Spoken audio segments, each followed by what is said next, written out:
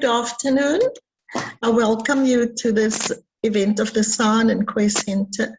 My name is June Bam Hutchison, and I'm the interim director of the San and Khoi Center.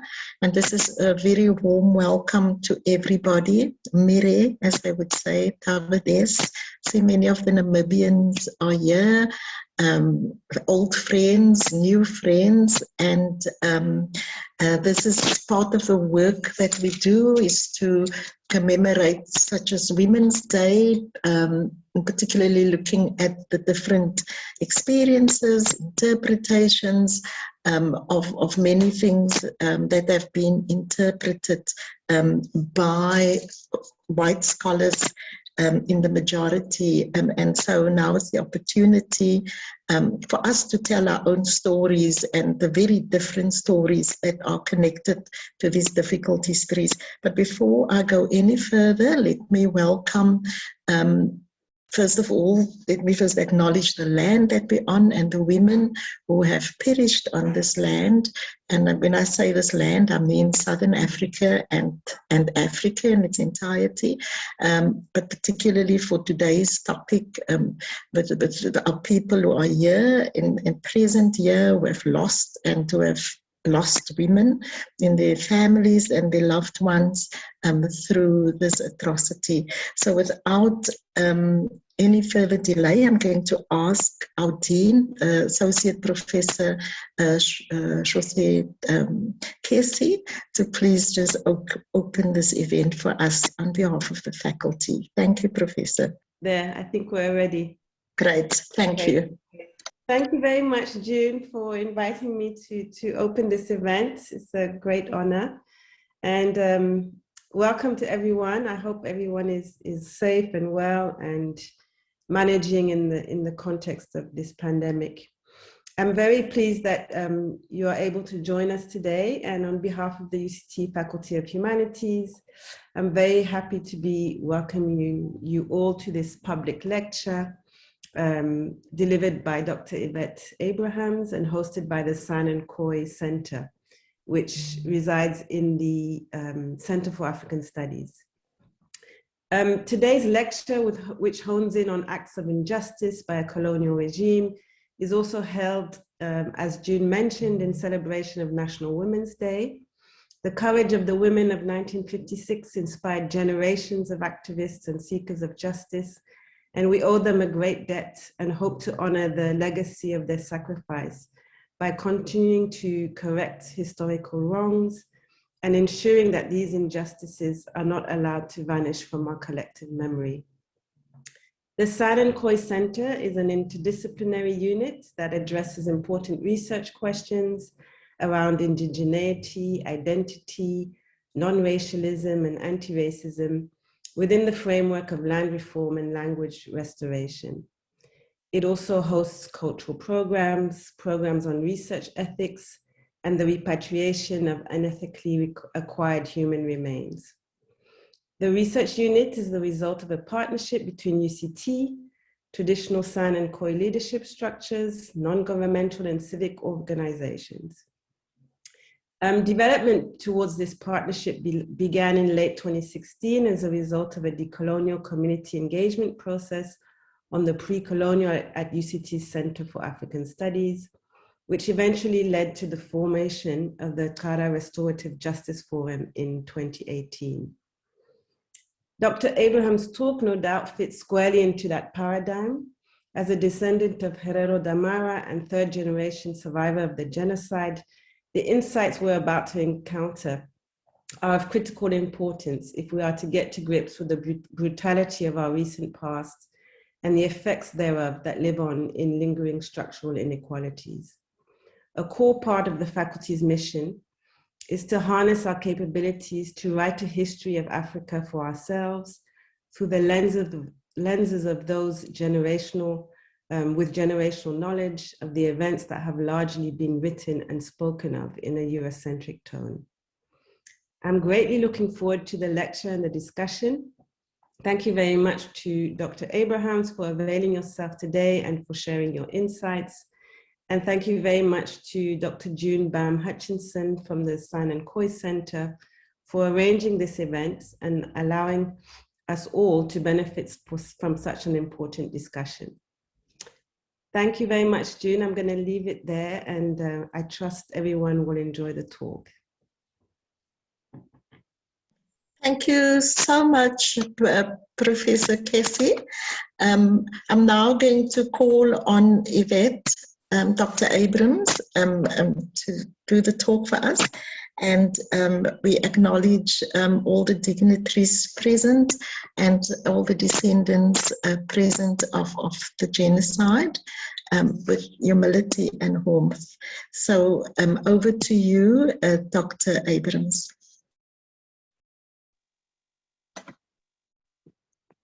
Thank you so much, June. So happy Women's Month, everybody. And hopefully this will be the beginning of a Women's Year. I want to acknowledge the brave women that marched on this day to strike a blow for our freedom. And I think I especially want to acknowledge Auntie Sophie Williams de Bruyn, the only living of the four leaders of that march, but also somebody who has devotedly worked for Indigenous people. I think in many ways that are not publicly seen, but I know her as somebody who has always supported our cause. I also want to acknowledge my great-grandmothers, Oma Kamamus, genocide survivor, and on the Damara side, and Oma Meta on the Herero side. And especially I want to welcome Memory Biwa, who is the first survivor woman to write a study of the genocide.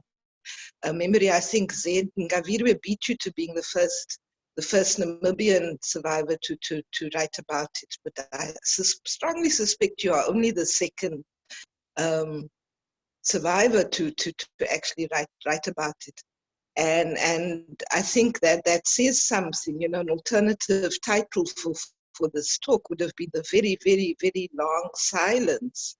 I guess another alternative title would be, look at how long it takes to come to voice, and that's how that works. There's no textbook on how to come right from genocide. It's not like we can look and go, okay, you know, rule number 1, 2, 3, and 4. We've sort of had to invent it for ourselves, and certainly when I think of Oma Kamamus's life, you know, she survived the genocide only to end up in the concentration camps, and was saved from the concentration camp actually by a soldier in the German army, great-grandfather Freyser, who I'll talk more about anon. And after that had to then deal with segregation and apartheid. I mean, it was not as if she could go into therapy immediately after the genocide and sort herself out. And she lived to be 100, believe it or not, and smoked a pipe. I always smoke a pipe in her memory. When I was a little girl, then my ambition was always, well, I'm going to grow old enough to smoke a pipe like Oma Kamamus. And finally, I am that venerable age where I can smoke a pipe and get away with it. And I guess that brings me to the subject of my talk. It's actually only in quite recent months that I've begun to think around that there's a world full of people who don't introduce themselves by saying, hey, I'm Yvette, I'm a third-generation genocide survivor, and it's affected my entire life. It's affected everything I do or think I say in certain deep and fundamental ways. The world is full of people that are not genocide survivors, and that seems to me, in many ways, to be an enviable state. And I guess what this tells, what this says, is how deeply the genocide has woven itself into the fabric of my family and my family culture. I'm now the matriarch. There is a fourth generation doing well and a fifth generation on the way. So the responsibility to recreate that culture into future generations falls on me. I have one surviving aunt, Aunt Cynthia Shimming, whom one day I hope to invite to talk. But other than that, I'm next in line and in my corner of the family, and that's a pretty heavy responsibility. The other reason why I felt compelled to deal with this topic is I suppose I wrote my PhD thesis, which was technically on the historiography of Sarah Bartman, had a 7th chapter. There were 6 chapters on Sarah Bartman, all of which have been published in article form and are freely available out there. There was a 7th chapter on the genocide. What I was doing, what I was saying was, this historiography of Sarah Bartman, it's been a journey where I've looked on white science, Enlightenment science, from the point of view of indigenous knowledge systems. And so there had to be a 7th chapter about what indigenous knowledge systems am I talking about? And of course, it had to center itself on the genocide. And I couldn't write any further after that chapter. It's taken me 20 years to get to the point where I feel able to talk more about it. And that's also the one chapter of my thesis that was never published. I just simply wasn't ready. And the reason why I wasn't ready, I suppose, was because the time was not yet. We sit now in a truly cosmic historical shift. Almost what I would want to think of as a qualitative shift in human relations. For over 30 years, human beings have chopped trees and killed forests and interfered very fundamentally with the Earth's ability to breathe. The forests are the lungs of the Earth. They are also a key means of water regulation. Most of our major weather systems are regulated by forests. And for those same 30 years, indigenous people and climate change activists have been screaming their heads off saying, this makes no sense. We are one ecosystem. If we kill the planet, how the heck are we going to live? And you know, of course, very few people listened. And soos my ma altyd gesê het, hulle wat nie wil luister nie moet voel. Those who don't want to listen must feel. And now the forest has sent forth the virus, and the virus, the changes the virus has wrought in our society and in our social systems are all such as to reduce our carbon emissions. And yesterday we had the 5th IPCC report in International Panel on Climate Change. It's a UN body that finally has some good news. The good news is that if we carry on the way COVID has forced us to behave, then there's a possibility we may have a planetary ecosystem for our descendants. It looks like we've hit the plateau and there's nowhere to go but down. We owe all of this to a virus. A virus achieved more for climate change than 30 years of global activism, including the 2nd biggest global march ever in December 2019.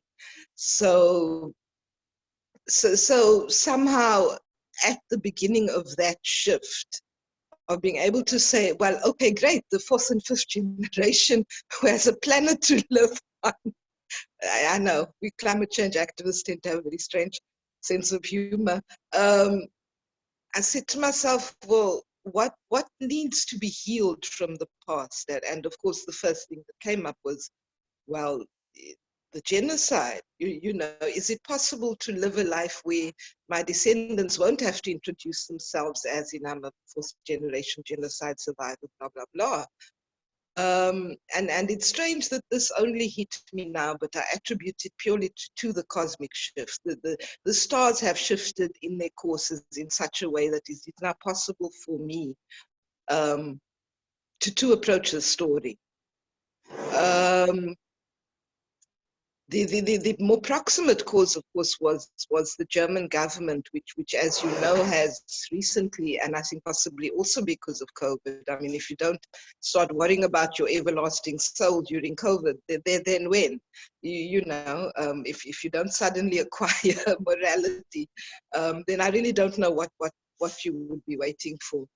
who 111 years later have not only admitted that they did commit a genocide, but also apologized. They haven't apologized for the genocide because, according to them, that would involve them in the touchy question of reparations. But they have expressed regret at its consequences. It was a very specific apology.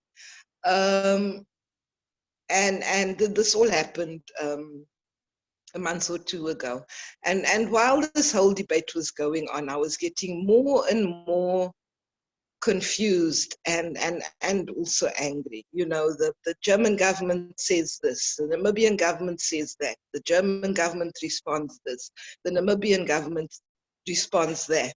And I said to myself, who is listening to the survivors? And coming as I do from a gender-based violence background, I said to myself, this is secondary victimization. You know, it's not only that we were killed and silenced for 3 generations, it's also that we are being re-silenced in a way, because the last voices to be heard are those of the genocide survivors. This is a government-to-government discussion in which it appears we might be consulted, but we don't have a say. And that seemed to me to be a huge miscarriage of justice. And then, of course, I said to myself, well, Yvette, you know, you're not the kind of Black feminist who's going to allow yourself to be silenced. Since when? And I said, well, okay, maybe this is the time for me to write that book that's been waiting for 20 years. So without waiting for the world to give me a platform, thank you, June and the Sun, Khoi Center, and the University of Cape Town. I definitely appreciate you giving me one. But otherwise, it seems to me that the only way we are going to be heard is to do exactly what the feminist movement did in the 60s and 70s with the Break the Silence movement. We're going to have to beat our drums very loudly and not give people the option of not hearing us. So this is far from a very polished lecture. This is a beginning, not an end. I basically am just going to talk about the book that I'm proposing to write and to get input from all the assembled experts and survivors on what they think. It's at that creative yeasty stage where I'm still playing with concepts and methodologies, and so I really appreciate the opportunity to air these. The book itself is in 3 parts. The first 2/3 is really an environmental history. The first third dealing with water, and the second third dealing with land. And to me, that's critically important because of the many things that survivors of the genocide have not touched on. One of the things we have not touched on is the cost to the land, the cost to the environment. Basically, the premise is that water was distributed in certain ways before 1904. There were certain water management systems amongst the peoples of Namibia, and obviously being a semi-desert country, these water management systems were very carefully managed and very carefully adhered to. Now it may not be obvious for a semi-desert country, but Namibia plays a key role in weather systems or in sub-Saharan Africa. But, you know, there's temperature regulation through the Benguela current that passes by the Namibian coast. There's you know, I followed the course of climate change rather carefully, and there's knock-on effects. It's often said when Namibia sneezes, South Africa has flu, and it's nowhere more true than in the changes in weather systems. So for a desert country, it actually has quite a significant impact in terms of environmental history.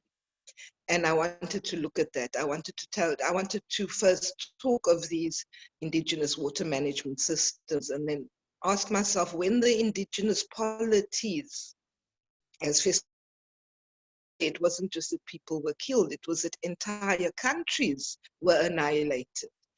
The political management of water in Namibia were destroyed, water management systems took a knock. And if you look at the way water is managed today, it's privatized, it is cordoned off, it is the natural water circulation systems got destroyed along with the polities. And I just felt a need to say that in the hopes that as we become more and more environmentally conscious, there will be an audience for that kind of discussion. And it's important not least because, look, Namibia, like every other country that's 1,000 meters above sea level, for some reason countries that are very high up are the most affected by climate change. Lesotho is another example, the Himalayas, the Alps, any country that's above 1,000 meters above sea level tend to get the extremes, the extreme floods, the extreme droughts, and the extreme temperature changes. Now, Namibia already before climate change was a very marginal country. It was just about fit for human habitation with, as I say, very careful management systems. You know, in Keetmanshoop in the south, in summer, we would already get summer days that were 44 degrees. Now we're getting summer days that are 46 degrees, and that is just about the boundary between survival and annihilation, which we as genocide survivors can speak on with great expertise. Vegetative growth stops at 46 degrees. And of course, there's no black and white in nature. There's no hard and fast, but the economy of a largely agricultural country starts to take a dip. If you had, say, maybe 3 days a year that were 46 degrees, and you now have 30 days a year that are above 46 degrees, that affects the grazing, and that again, that affects the cattle. And so on and so forth. There's a number of very fine changes, but the bottom line is we were at the margin. We managed to stay there with the full use of our indigenous knowledge systems. That is not guaranteed for the next generation. Nobody can look you in the face and say Namibia is going to have an economy in another generation's time if we don't do very, very difficult things around climate change. So that's the water. With the land, and I think this is self-evident that, you know, at the San and Khoi Center, the land is the basis not just for our survival in a material sense, but basis for our spiritual practices, the basis for our cultural practices. And when we lost the land, we lost all that. We didn't just lose our polities, we also lost entire genealogies. There are few African peoples that can say entire genealogies came to an end in 1905. And when you think of praise songs and the central role that they play in our culture, then you begin to see the implications of this cultural death. The theft of the land was not just an economic transaction. It was much, much broader than that, and that's what I want to look at.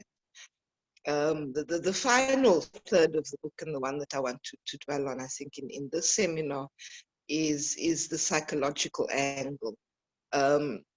Like I say, there's no textbook on how do you come right from genocide. I think the starting point is to say, look, we're not okay. Mainly in Holocaust studies, the Jews were the first to develop theories of inherited post-traumatic stress. I think for very obvious reasons. And subsequently, the Irish took it up. So there's, for instance, been studies on the Irish Civil War where they've shown that children who were as young as 5 and who had no opportunity to experience the Civil War were still displaying signs of post-traumatic stress disorder. And the explanation they found was that, you know, you're a kid. You grow up with the adults around you who model normality. So to you, post-traumatic stress becomes a normalized state of being. It is your only reality. And that's why I think it's quite funny that it's only the past few months that I've begun to envisage an alternative state of being. a state of being in which you're not suffering from PTSD, your family is not suffering from PTSD, your tribe's not suffering from PTSD, and the largest part of your nation's not suffering. I mean, that would be an interesting reality to manifest. Recent developments as well, I think, in the science of epigenetics has greatly strengthened the case for inherited post-traumatic stress. So the science of epigenetics briefly says that there are environmental impacts that can be so severe that they will affect even your genetic makeup, even your DNA. And I think a genocide pretty much tops the list of things that can be so deep that they interfere at a cellular level. In my family, we have children, and my family has been very conscious of this. You know, I think largely thanks to the fact that my dad was a doctor, and so we've spent a lot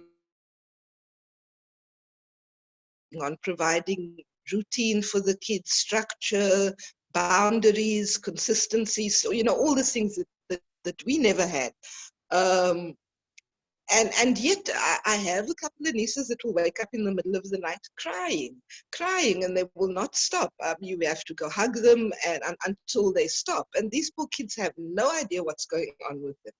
But my only explanation is that it must be genetic. These are literally kids that had no trauma in their lives. Okay, until now. I mean, growing up under a global pandemic must be pretty traumatic. But this started long before. This started from when they were babies. And so, you know, that caused me to start thinking seriously around the concept of epigenetics.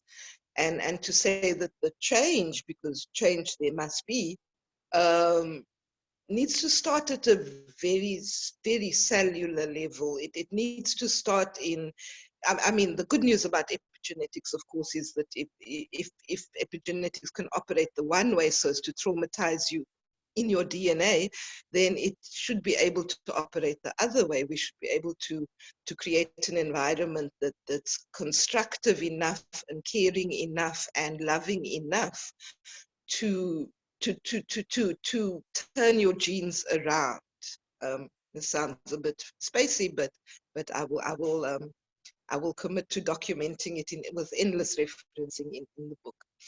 And that's simply what I want to do with the book. I want to record the family history, and because we've never put it down in writing, there's of course a huge oral tradition that's there, but to put it in writing for the kids so that it can be there as a resource, but also a little bit of I don't know if you want to call it training manual or self-help book. You know, hopefully there will never again be another genocide, but yeah, that training manual for how to come right from genocide. I want to look back on the last 3 generations and say, well, this is how we did what we did. You know, we planned armed struggle against apartheid. We sat in the new Namibian government. We did all kinds of incredible and fantastic things, started schools, healed people, and to surface that knowledge, of not just survival, but resistance and revolution in a very systematic way, and in a way that's going to be accessible, so that when the 5th generation grows up, hopefully post-traumatic stress won't be a normalized state of being for them. If I can succeed in doing nothing else but denormalizing it, then I think I will have done pretty well. So that's pretty much all from my side. There are many experts and dignitaries here, so I look forward to question time and discussion. I welcome your input into this little baby book that's about to be born. Thank you so much, Yvette. That was a very, very touching, very powerful, very interesting in terms of how you are taking it on as a survivor. Such a difficult and painful story, and many stories that that are present here today, many dignitaries, survivors. We're going to ask everybody to, those who have questions, please to put it in the chat, and then Yvette will answer them. And I want to ask if you would like to, you speak so poignantly about the cellular level and post-traumatic stress disorder and the need for healing and listening. And you go back to the land, and yet you were at the University of Cape Town at a terrible time of institutional racism, a very difficult time, and you had to suppress all of this. And I know, Dr. Memory Biwa, who is also present here today, have gone through all these traumas upon traumas upon traumas. So the conversation, in a very innovative way, is shifting from, what are reparations for you, for people present and want to engage in that with you. I know there was a whole debate on, is this genocide, and only until only in 2015 was there this recognition of actually really speaking about genocide long before the Holocaust that happened here in Southern Africa, in what is today or Namibia, in terms of the nation state. And you also speak about that larger, ecology that we have this conversation about. And so moving away from the bilaterals to all of this, and coming to land and water and saying we're not okay, but I'm shifting the conversation as a form of reparation and sovereignty, I would guess. While we're waiting on some of those questions, would you like to maybe reflect on the coping mechanisms within a place like UCT at the time, and you were doing your Ph.D. and all of that, and difficulties with dealing with the cellular level that brought you to land and water at this time? Well, look, one of the good things about PTSD is that I'm scared of nothing. Really, I have to say, up until COVID, my attitude would generally be, look, what more are you going to do? I mean, fear was a symptom of post-traumatic stress. It was just what it was, So it lends a certain ancestral perspective to places like UCT. I mean, I was there as a young student I came there first in 1983. It was the first year that they were starting to soften up on the University Acts. And so we were actually 600 Black students on a campus of 6,000 white students.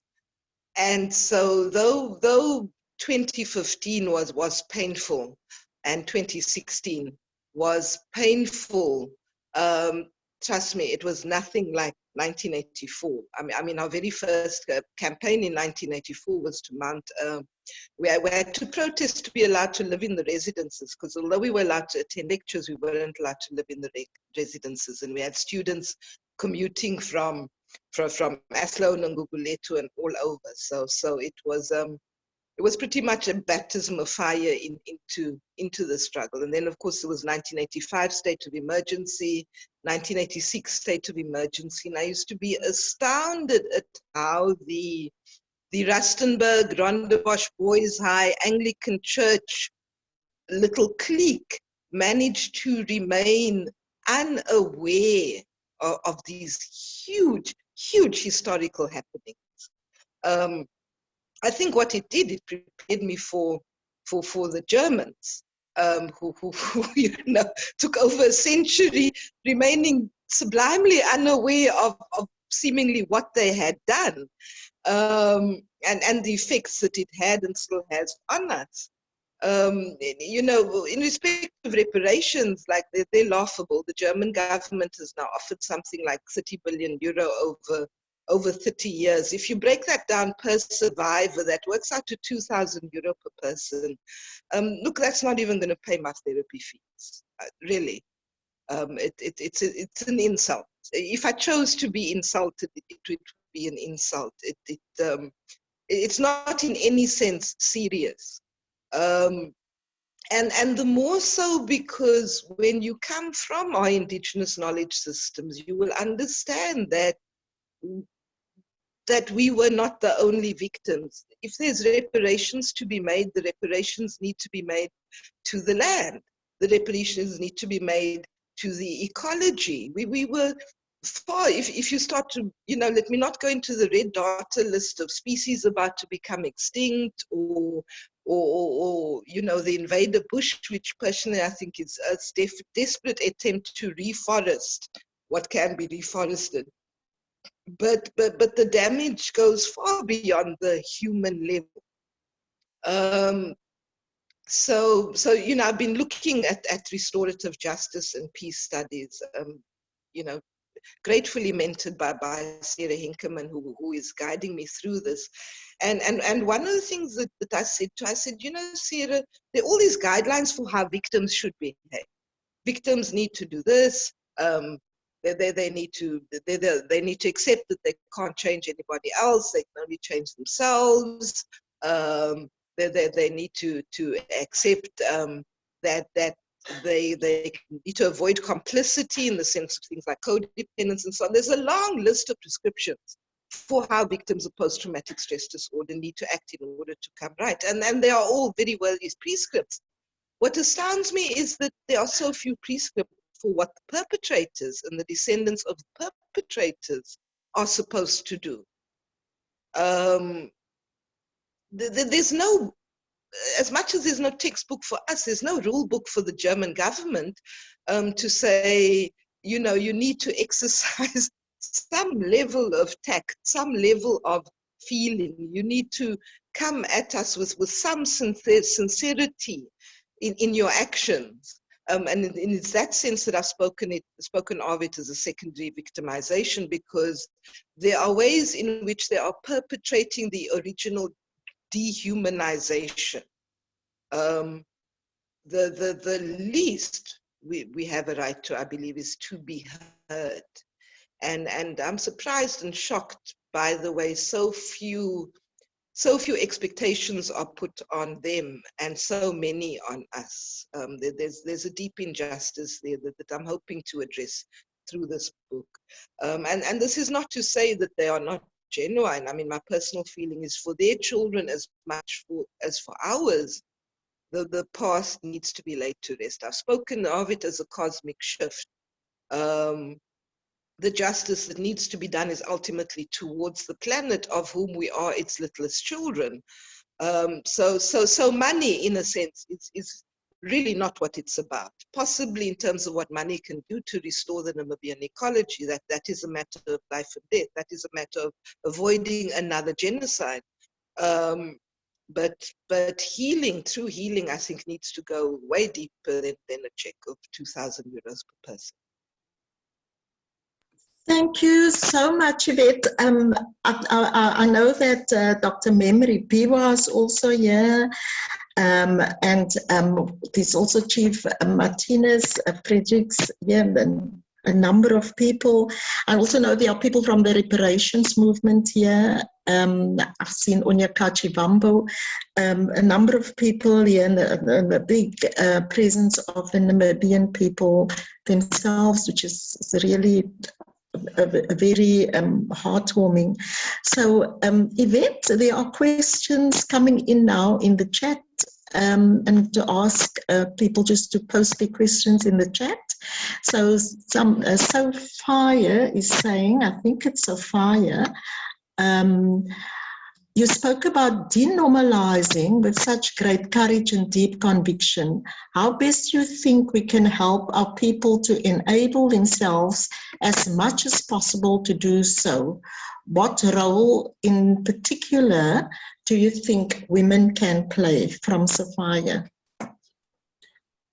Are you with us? Yes. Yeah, denormalizing post-traumatic stress, I think, begins with an acknowledgement that we're not okay. we have, and I suppose it's normal for a conquered people. We have for so long normalized the behavior of the oppressor,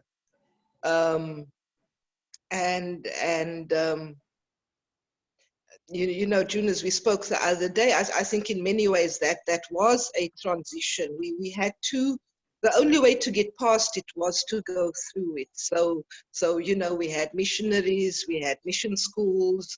My family was certainly an example of, and historically the Damara have always been, you know, innovators. We rushed into this full force. My mother was the first Black Namibian woman ever to get a university degree. My uncle was the first Black Namibian man to become a doctor, my uncle Haki. And so we kind of went into the system and came out on the other side with, you know, the second Dr. Abrahams being a flaky indigenous healer, a traditional healer and indigenous knowledge systems expert. I think it was something that had to happen. The only way to get past it was to go through it. But coming out on the other side, like I say, I ended up writing my PhD thesis on white science in relation to Xarra. And when you look at things from the point of view of being the amoeba in the microscope, when you look through the microscope the other way, that scientist doesn't look very clever and he doesn't look very smart. So for me, recovery begins with the notion that we are not okay, that this notion that we have to be competitive with each other, that somehow our ability to get ahead in life rests on competition rather than cooperation, and you know, the basic notion of environmental destruction, the notion that we are somehow separate and apart and even above the rest of the ecosystem. All of that is truly nonsensical. In the last part of the book, I definitely want to go to Germany. I want to research those ancestors as well, because the question I've asked myself is the question that the Khoi have been asking for many centuries. If you remember this mountain chain here, Hottentots, Holland, the way it got its name was because Aman and Jan van Riebeck stood here on the mountainside once, and van Riebeck was just finished explaining to Aman that he's going to need more grazing land because miraculously he has more cattle. And Aman said, but this grazing here, this is my motherland, like Holland is your fatherland. And Jan van Riebeck very autistically said, oh, this mountain range is Hottentots, Holland.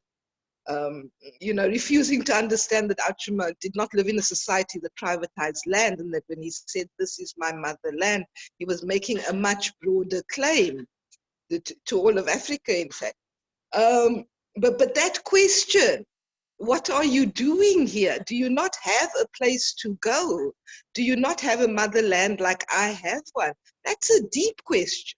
What possesses you to get on a boat and go kill a bunch of perfectly strange people in a desert somewhere? And so the recognition that we are not okay proceeds to a recognition, well, they were not particularly okay either. And the things that they did to us, they did to themselves first. You name it: slavery, genocide, land dispossession, patriarchy. These were systems that they evolved against each other first. And only when that got so bad that there was no niche for them left in their ecosystem did they get on a boat and come to places like Namibia and East Africa to commit genocide. So the first step proceeding from the recognition that I am not okay, and that many of the behavioral patterns that were modeled to me, that were normalized to me as a child, were survival mechanisms, but not necessarily mechanisms that I would like the next generation to inherit. I think survival is great, and I thank all my ancestors for bringing me here. Yes, sorry, slight text. But I think healing requires that we develop new skills and new abilities that we in turn can pass on. Now you people may know that psychology as a discipline is in deep crisis at the moment. Every therapist I know has waiting lists. Literally, somebody has to get sane before they can admit another patient. So things like putting more resources into the education of therapists. Back in feminist days, we used to have things like group lay counseling circles. Renelle Carolison at Stellenbosch has done a lot of work around, community healing. And I think those are the techniques that we're going to have to start looking at. While the planet heals, we might as well heal ourselves as well. Thank you so much, Yvette. So insightful on the larger ecology of healing and with genocide. I think that is so core and fundamental to the shift. And so there's another question, a comment. It says here, and I think this is from Babalwa, if I'm correct. The land is fundamental in who we are and how to heal, to conduct rituals that validate our origins. We always speak about the psychological impact of being squashed in townships without land and settlements that are inhabitable. The violence continues in different ways, and it's linked to the very then it just stops there. Thank you for an important presentation. What outreach and partnerships have you established with other African and diasporic movements, and how have you been sharing your learning? And this is from Onyekachi, from the reparations movement. Thank you. I haven't established anything as yet because I'm just starting with this book. I certainly would love to see, if you remember, there was the contemporary Mau Mau in Kenya, and Tanzania, and I would love to sort of get together with other victims of German genocide and compare histories. But I think I have to do this book first before I look at bigger projects. There are, of course, there's huge connections with South Africa, and there's so many ways in which the river is really not a border. I mean, Jacob Marengo, if you recall, died actually in northern Namakwaland. And so I definitely think a partnership that would be fruitful would be to look at events in Namakwaland as much as southern, to look at it as a whole, because that better reflects the contemporary political realities rather than the very artificial borders we have now.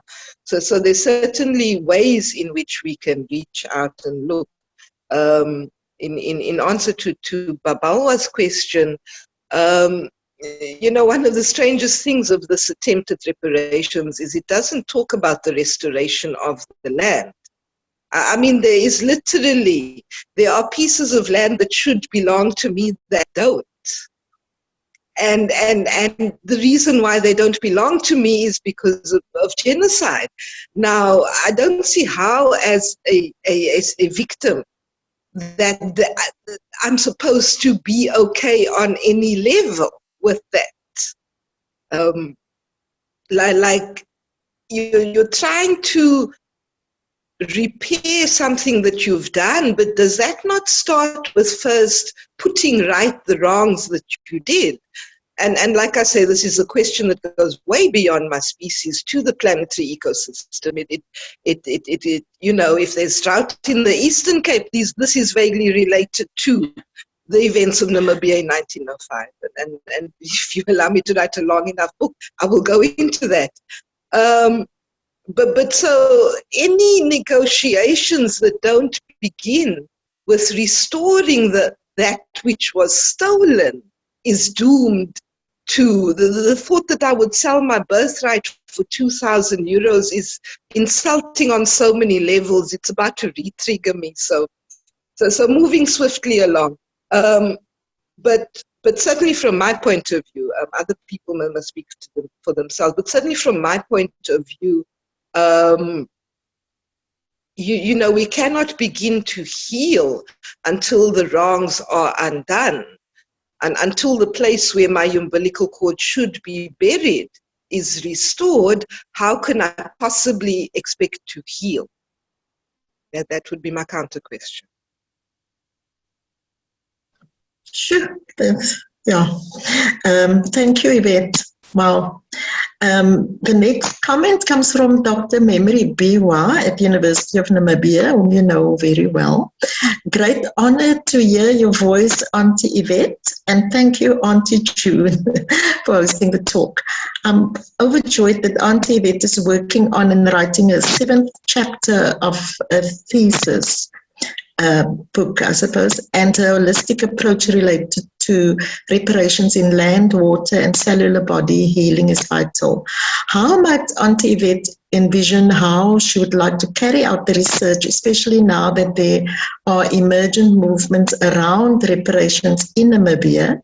And how will the manual be used to restore our connections, physical connections to land, water, and ecology? So from memory from Dr. Biwa. Thank you, Memory, and like I say, we owe it out to you as the pioneer in this field. My very simple idea, like I say, is to look at things like the water management systems that were there, and fortunately for us, it's only 3 generations. I suppose what makes me feel pressured about this work is it ought to be done before all the knowledge disappears. I mean, we both have lost so many aunts and uncles in this pandemic that I think part of that is part of what put the sense of urgency to me. But once we figure out how it used to be done, how the ecosystem used to be regulated, not just water, but grazing rights, gathering rights, and so on, then to see how we can approximate it in a modern day Namibia with a much larger population. But at least we will have some kind of example of when things worked and we weren't killing the planetary ecosystem to begin from. So that's the kind of very, very basic work I see myself doing. I'm happily part of the reparations movements. I think a lot of what has to be done is as Festus Munjua recommended, to talk to the local Germans, to talk to the descendants of privilege, because I want to think that as much as, privilege is wonderful, I would like to think that they, as much as we do, have an interest in making some kind of peace for the next. They have children too. And I cannot see them wanting their children to carry this historical burden. It's a very deep thing, if you think about it. What is it to grow up and not be able to respect your ancestors? I mean, it's really basic. It's Toni Morrison said this once. She said, I've always had the sense of moral superiority towards white people, and it is probably the lone benefit of blackness. It's something we've all grown up with. It's automatic. We respect our ancestors because we respect what they did. What is it like to be on the other side?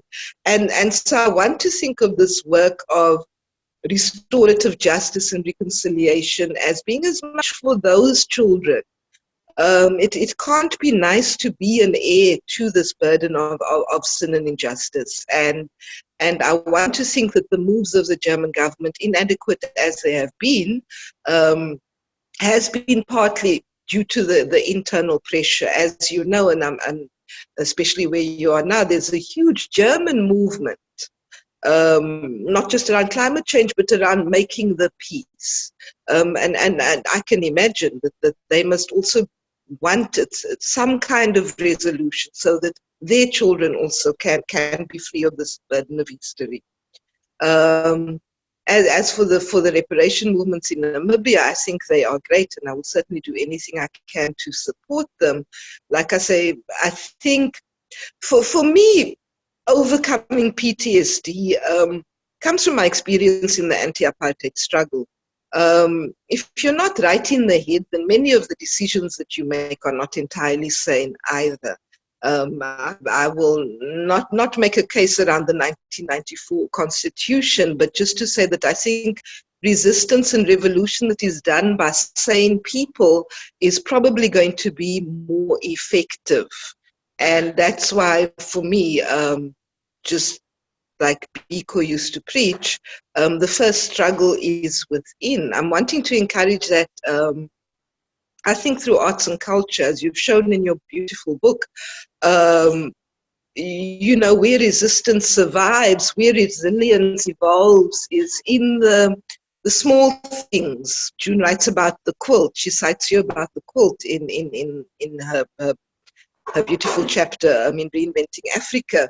And those are the places, I think, where we need to support.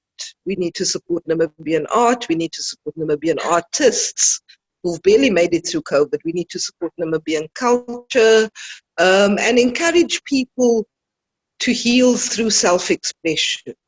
When the survivors feel heard, I think they will start to heal. And I think as they start to heal, their struggle will be 10 times, 100 times more effective. Thank you, Yvette. And that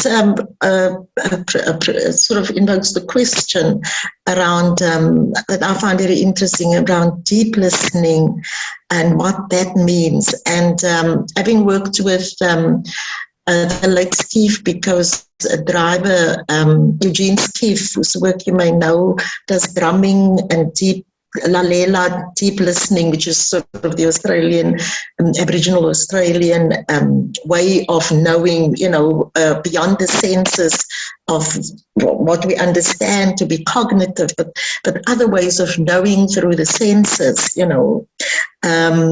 So opening up this new way of knowing and understanding and of being, and bringing the balance of the ecology in terms of, you know, where we go in higher education, for example, things that would have been in ways of knowing that would have been on the periphery when you were doing your PhD way back at UCT. And you said there were things you couldn't say at the time, you know, things that you were thinking, this doesn't make sense, you know, just doesn't make sense on a human level, the interpretations of human interactions in the past in a colonial context. You know, you spoke about the soap and so on.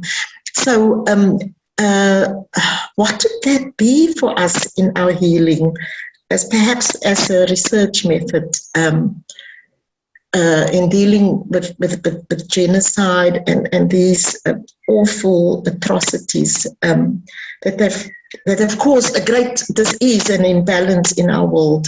How could one do that as a research method, perhaps? Well, I guess, let me talk about the gender-based violence movement rather than the Khoi movement. Simply because I've been so immersed in GBV, and it is Women's Month. Now the particular post-traumatic stress disorder that arises when you are raped, rape trauma syndrome, has certain specific symptoms. And now if you don't deal with it in a therapeutic session, if you don't deal with it very consciously, people are prone to bring these things into the movement. And I've sat in many meetings where I would look at a woman and I would have felt, well, you know, you were running away from your demons, and so you came to the workshop instead. Now, I'm not saying that we should not transform our pain into struggle. Of course we should. Without activism, we're going to get nowhere. But if you want to talk about a deep way of knowing, sometimes it's just the self-consciousness that what I'm bringing to the space at this moment, what I'm bringing to this decision at this moment is pure and undiluted dysfunction. And I think as we begin to make ourselves, as we begin to do the work, that we will access these deep ways of knowing. Now, I've said this before in relation to my study of indigeneity in Paul's Hook, and it's probably a particularly lesbian approach. But I do think that identities get submerged under certain historical conditions.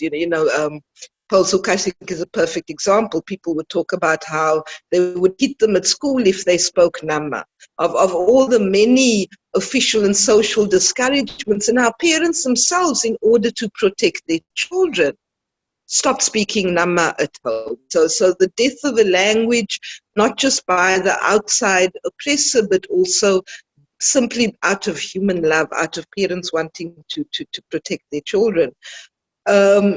But then the opposite happens. 1994 comes and all these identities begin to re-emerge exactly in the same way that queer identities in certain historical times and places have been in the closet, and in other historical times and places where we see survival opportunities, people come out of the closet and they are open. It's not that they're any less queer in the closet. It's just that the closet door is closed. And I think in the same way, we weren't any less indigenous when we were pretending to agree with the missionaries. We were just staying alive. And in that sense, I think the timing of this discussion is correct. The historical process had to reach a certain point where we were safe to discuss these, to admit that these knowledge systems are there, to come out of the closet as indigenous people, and to be able to debate them and discuss them.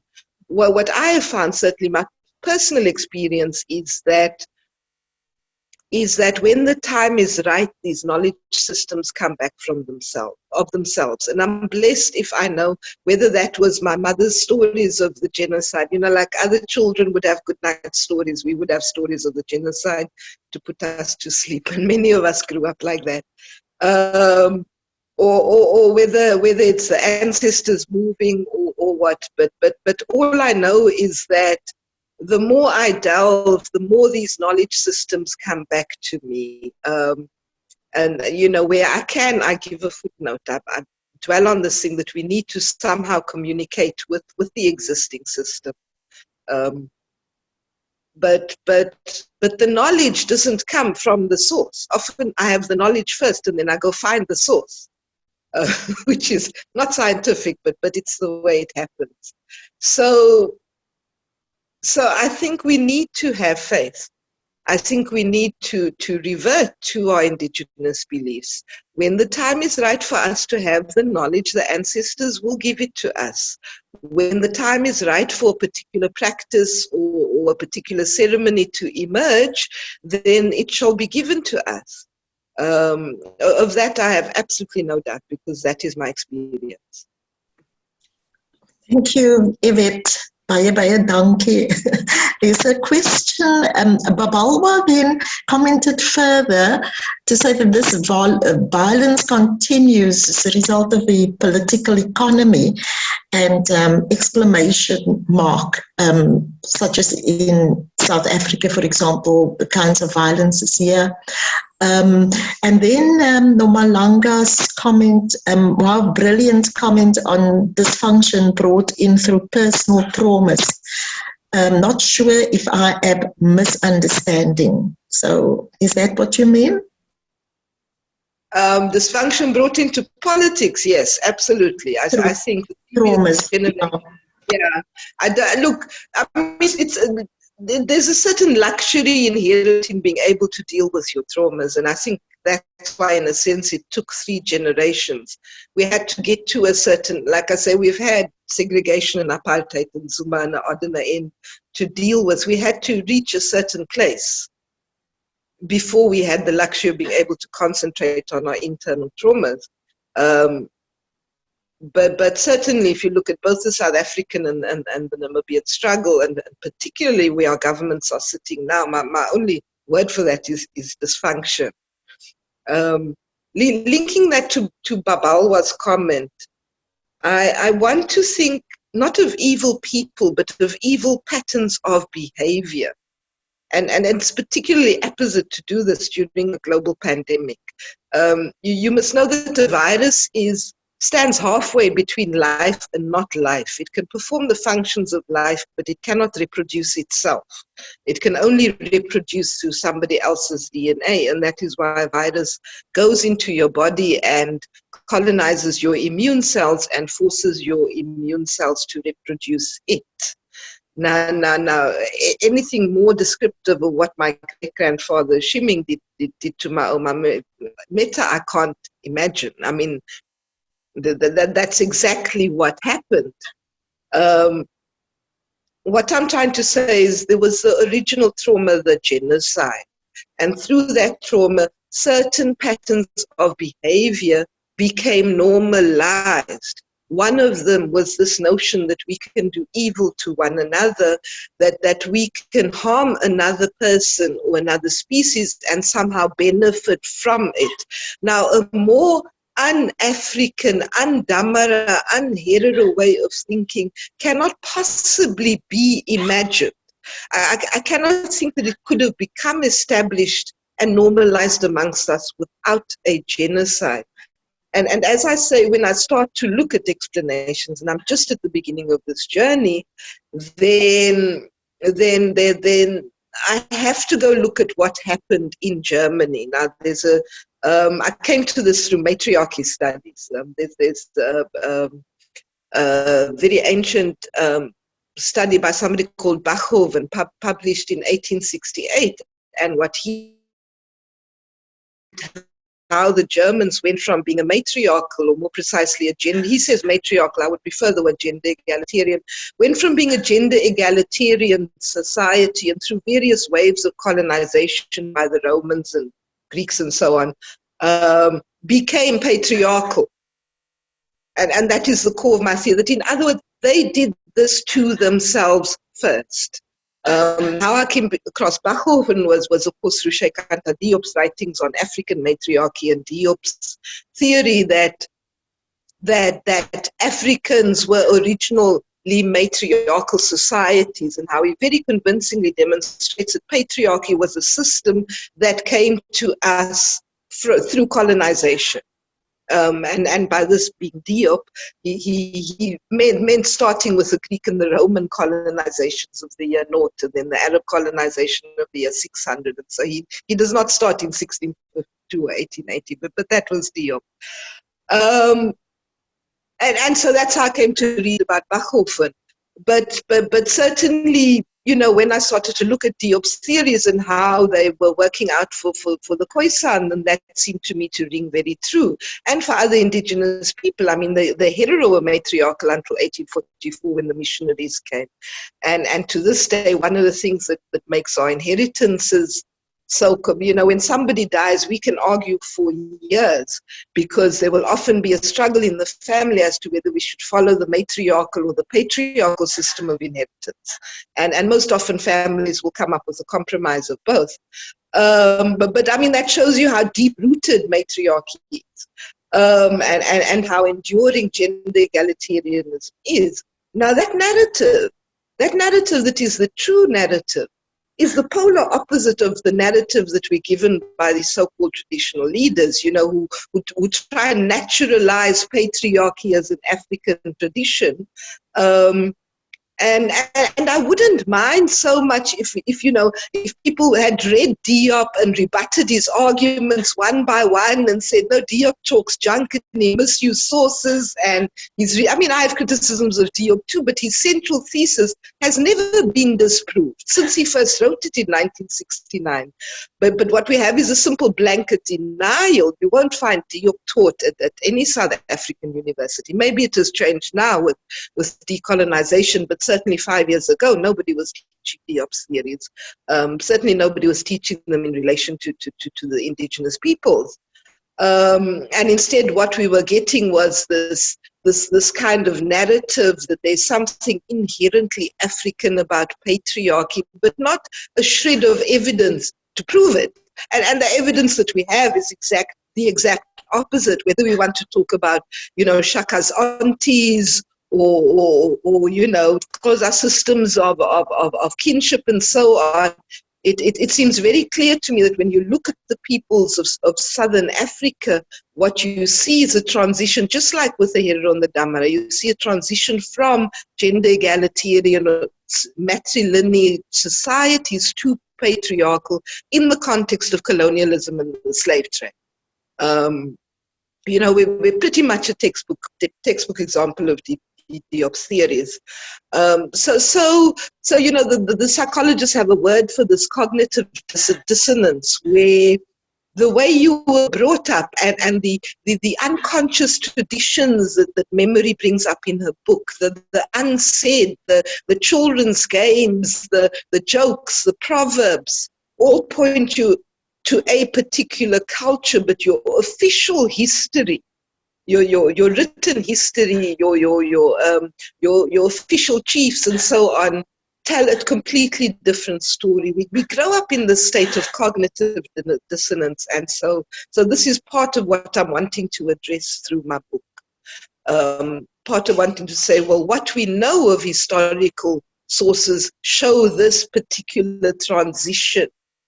How does that come up against these popular conceptions of indigenous people as patriarchal?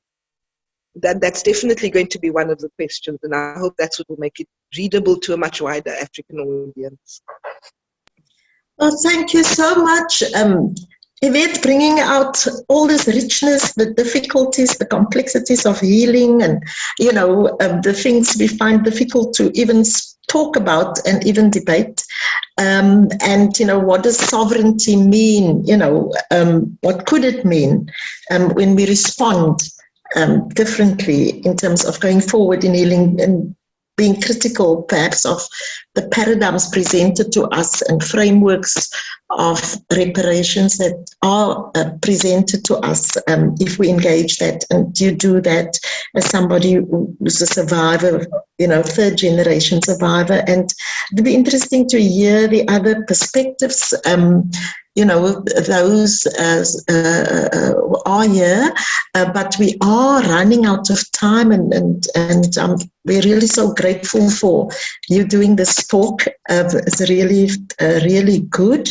It's a start, especially in Women's Month, where we have to speak about gender-based violence, well, all the time, but particularly today. Our attention is focused on these areas in very particular ways.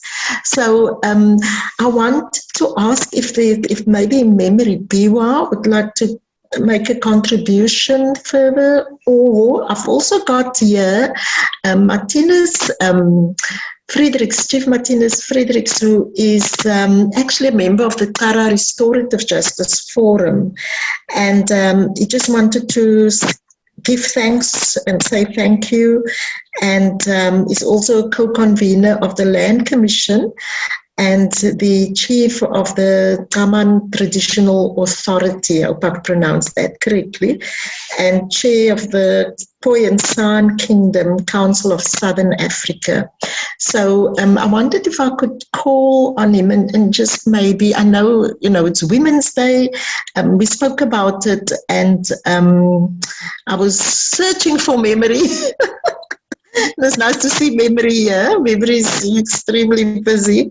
But yes, I wondered if Chief Marthinus could maybe just have a short conversation with Dr. Abrams as part of our conclusion, if that's possible. Sure. Marthinus or Memory? Yeah. It's wonderful, wonderful to be here. It's great to see Auntie Yvette in the flesh. I haven't seen you in so many years, so I'm very happy to see you, and also everybody that is listening in here. I mean, I think for me, one of the things that you were speaking about that I'm thinking about right now is the idea of practices of freedom.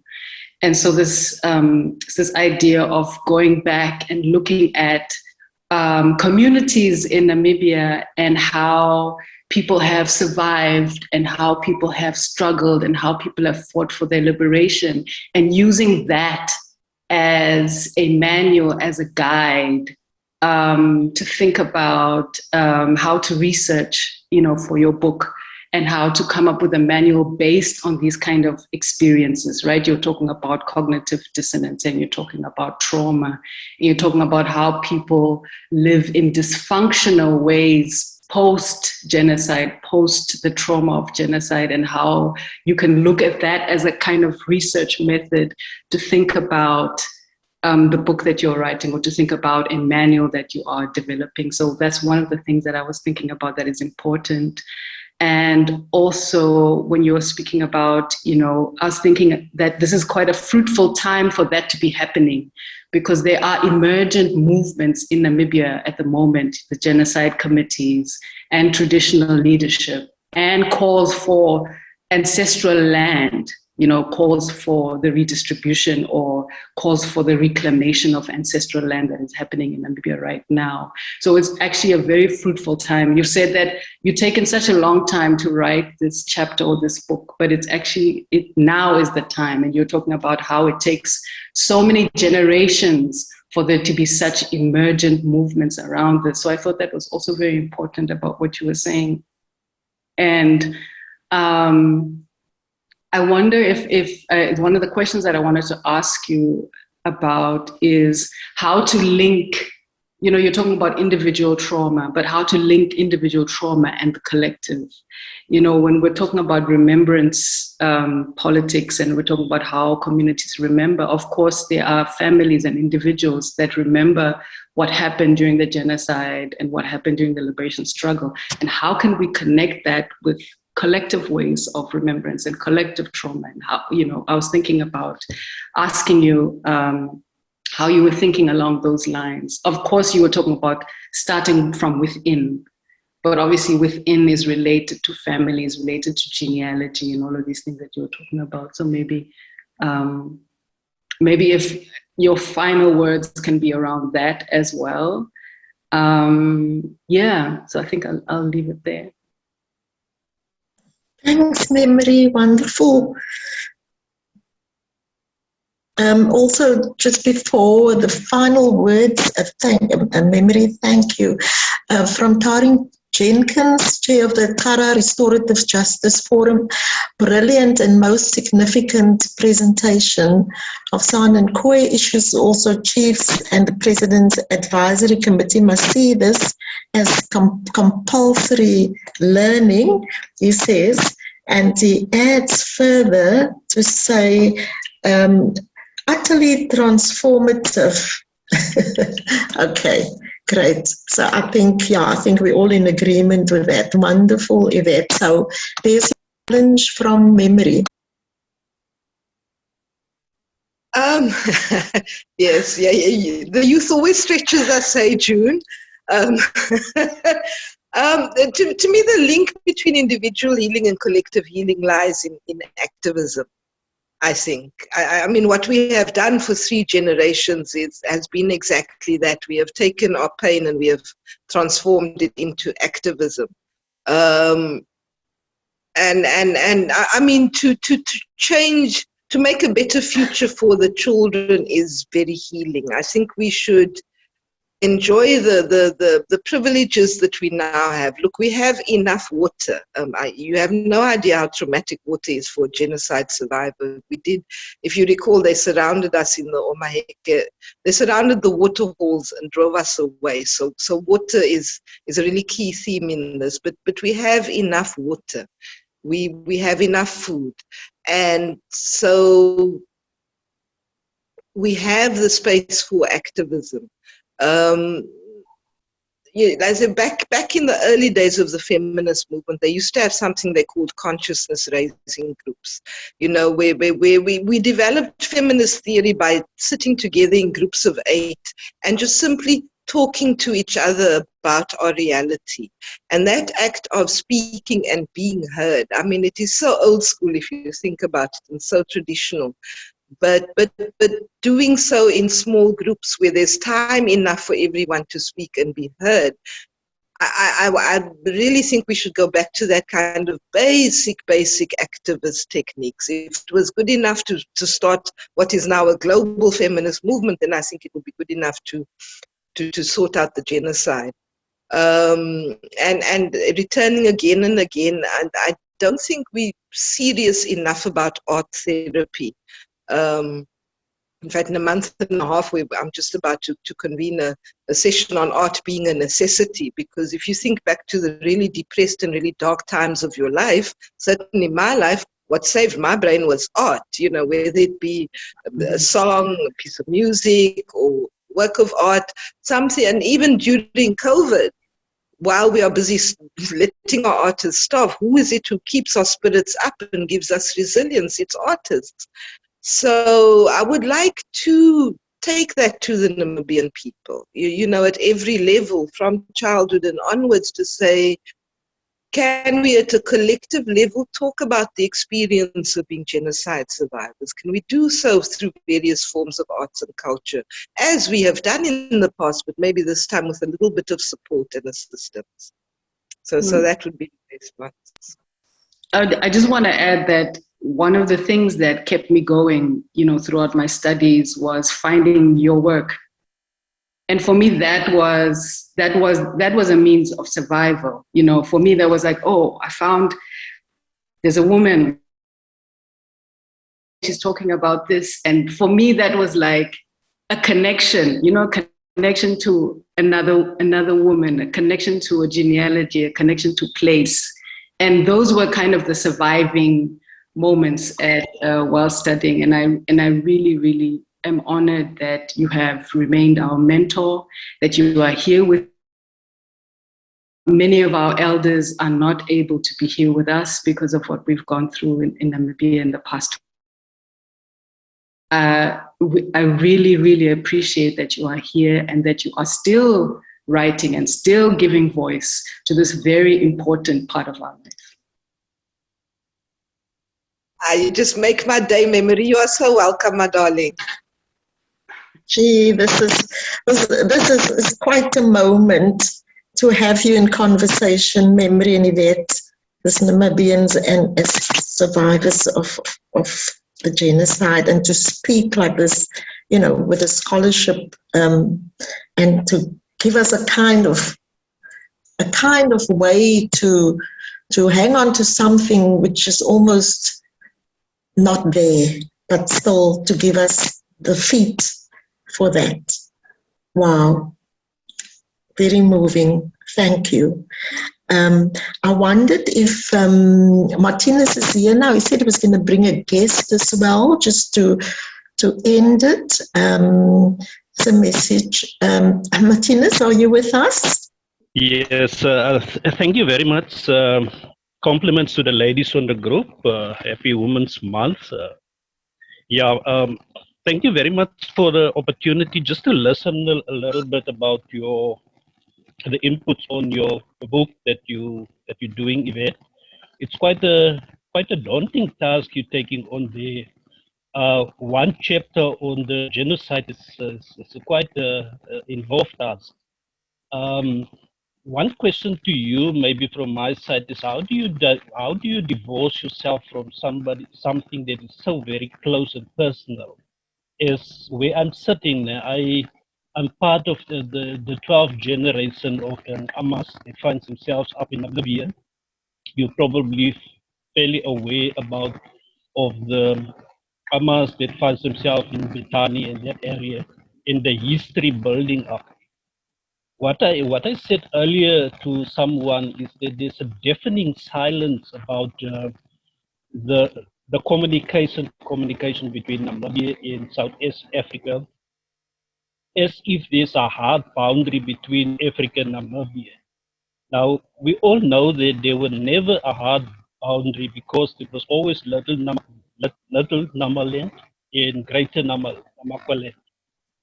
So, and then the issue around where did the genocide really start? Has it started at the genocide action, or did it start way before? It takes me back to the role that Theophilus Hahn played, the role that Samuel Hahn, his father, played between being born at Ebenezer in South Africa, but working between Ebenezer and Bethani, introducing Lutherans then to the Namibian concept, advising Lutherans to buy Angra Pequena from Joseph Fredericks, and then the whole build up to the genocide aspect. So there's the things that has not really been brought to the fore, and maybe in a later book or something that needs to be captured and bring into the play. And then also the issue of the extermination order. The extermination order up to date is never been cancelled. And I have a feeling that plays descendants of those victims of the genocide. There's a need for something spiritual or for something to happen to cancel that extermination order that is currently still sitting there. So let me stop by that. So thank you for the opportunity. Okay. Great.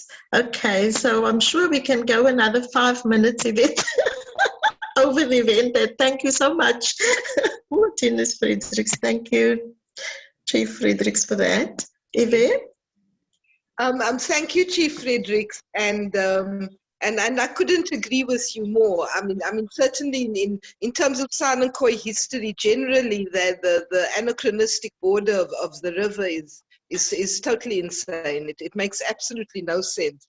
And I think, you know, when you start to look at the 1904-1905 genocide in particular, you can see that, I mean, half of the surviving Hereros ended up in Botswana, where they are to this day.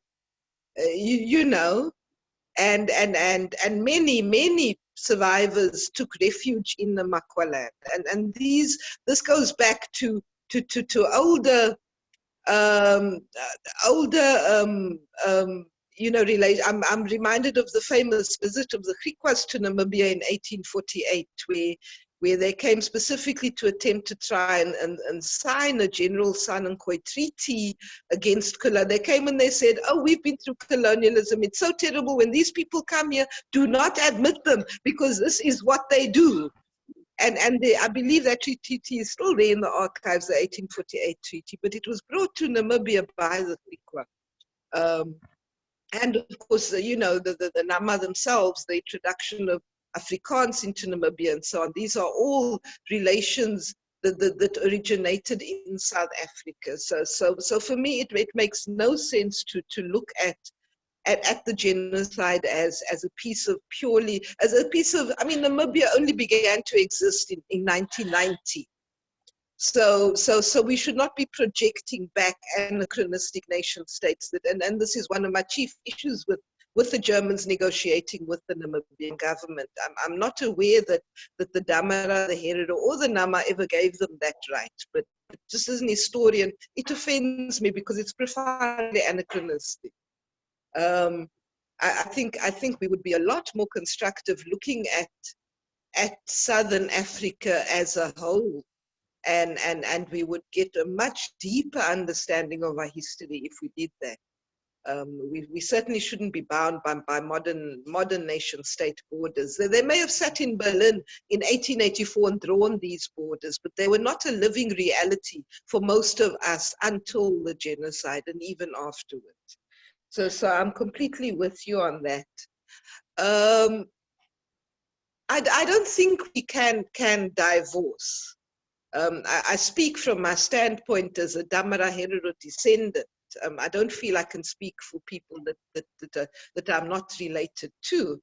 But you know, there's a reason why we lived through this history. And if you look at the journals of Captain Hendrik Witbooi and his exchanges with Samuel Mahero in the 1880s, you can see this very clearly.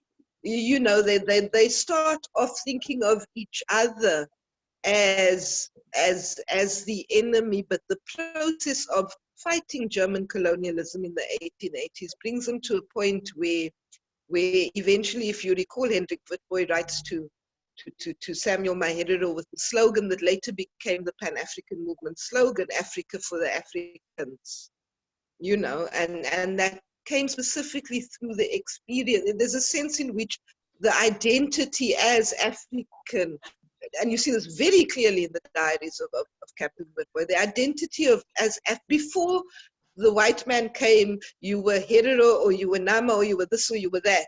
And those were the important political identities. But in the interaction with colonialism, people discovered that they were African. That was the origin of Pan-Africanism, and certainly the first time that I can detect that slogan being used. It was later taken to Northern South Africa, so believe it or not, African-American missionaries. It's very interesting to look at the origins of Pan-Africanism and its connections to the Nama people. But June, if you don't stop me, I'm going to get deep into history now. But yes, in short, I don't think the politics should be divorced.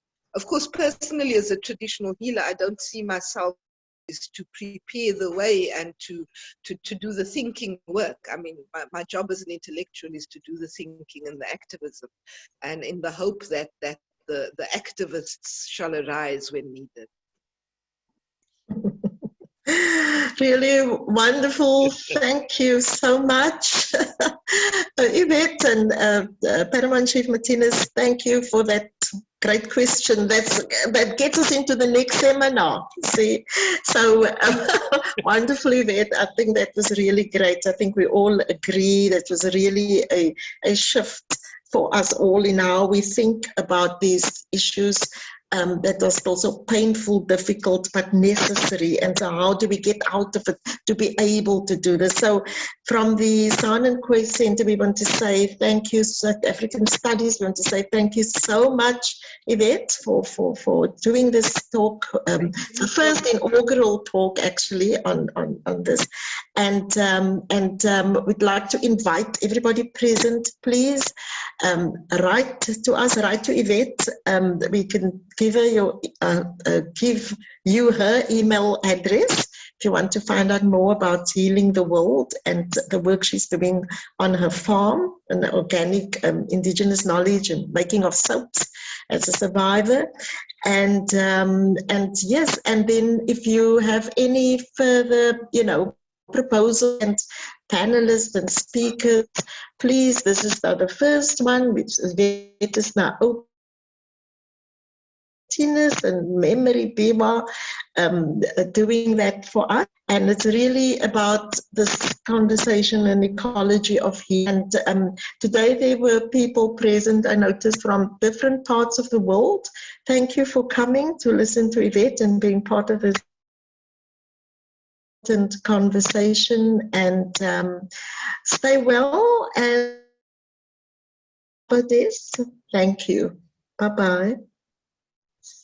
Thank you. Bye.